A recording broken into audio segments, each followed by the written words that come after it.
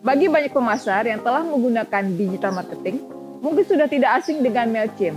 Perusahaan yang bergerak dalam mendukung email marketing yang didirikan oleh Ben Chestnut juga Dan Curtis pada tahun 2001 lalu ini, awalnya hanyalah sebuah side project dari kedua pendirinya untuk membantu email list atau daftar email klien dari agensi desain web milik mereka. Sejak saat itu, kegunaan MailChimp selama beberapa tahun ke depan hanya itu saja yang dapat menghasilkan untung ribuan dolar. Video kali ini bareng aku, Ananda Nazif, akan kasih tahu kamu apa saja kelebihan dan kekurangan dalam menggunakan MailChimp. Simak video ini hingga akhir ya.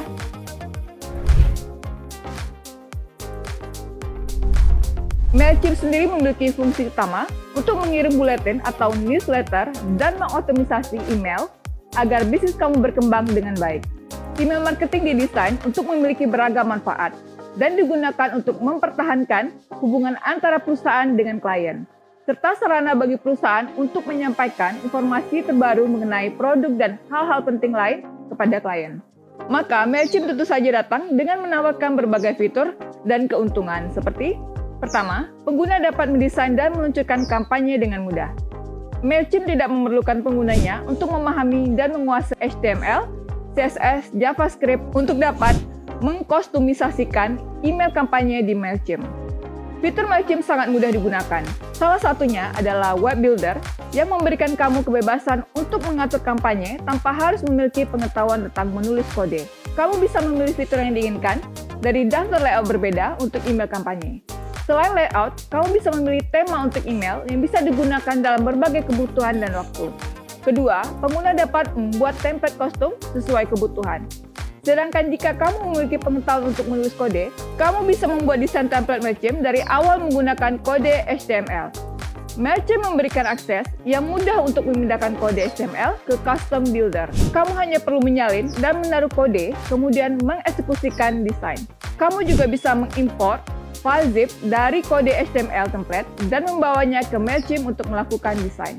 Ketiga, dukungan otomisasi email untuk mendukung pengalaman klien yang lebih baik. Fitur otomisasi yang intuitif dan baik adalah salah satu faktor mengapa MailChimp sukses hingga sekarang sebagai platform untuk email marketing.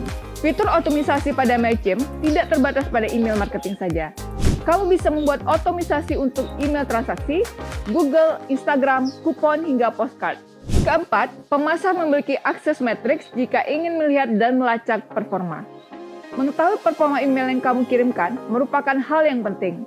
Akan lebih bagus lagi jika kamu bisa membandingkannya dengan performa email lain yang kamu kirim. Tidak sampai di situ saja, kamu bisa membandingkannya dengan pengguna MailChimp lain jika ingin melihat hasil yang lebih komprehensif. Kelima, mengirimkan email untuk audiens dengan target tertentu. Ada beberapa tipe dan target audiens, sehingga perlu dipertimbangkan mengirim email yang berbeda ke masing-masing target. Menggunakan MailChimp memberikan kamu keuntungan untuk mensegmentasikan mailing list dengan opsi send to a segment. Jadi, jika kamu ingin memberikan kupon diskon untuk customer tertentu, kamu bisa melakukannya secara tertarget. Terakhir, melakukan follow-up untuk pembaca yang membuka email. Ketika kamu lupa menambahkan link untuk call to action yang menginisiasikan pembeli untuk mengambil keputusan seperti pembelian dan lainnya, kamu bisa membuat follow-up email. MailChimp menawarkan opsi untuk mengirimkan follow-up email ketika email pertama sudah dibuka. Meski sangat terkenal dan diandalkan oleh banyak bisnis dalam mendukung pemasaran email mereka, ternyata MailChimp juga mempunyai kekurangannya tersendiri yang harus kamu ketahui juga. MailChimp bisa saja menangguhkan atau membatalkan akun penggunanya. Email marketing adalah proses yang rumit dan sulit, mengingat tingkat terbukanya email bisa saja sporadis dan tingkat konversi bagus jika dalam range 1-2%. Jika kamu menerima banyak notifikasi unsubscribe atau menerima komplain atau spam, MailChimp bisa menangguhkan akun kamu. Karenanya, kamu perlu berhati-hati dan teliti atas email yang kamu buat. Kedua, interface yang tidak terlalu ramah terhadap pengguna. MailChimp membutuhkan banyak waktu untuk mendesain dan mengatur kampanye sesuai yang kamu inginkan. Jika kamu hanya memiliki rencana untuk mengirim buletin regular atau update informasi, mungkin kamu tidak menemukan masalah ini. Tetapi, jika MailChimp digunakan untuk jumlah atau volume yang besar, akan memakan waktu yang sangat banyak. Terakhir, pengguna kesulitan membuat situs berbasis membership.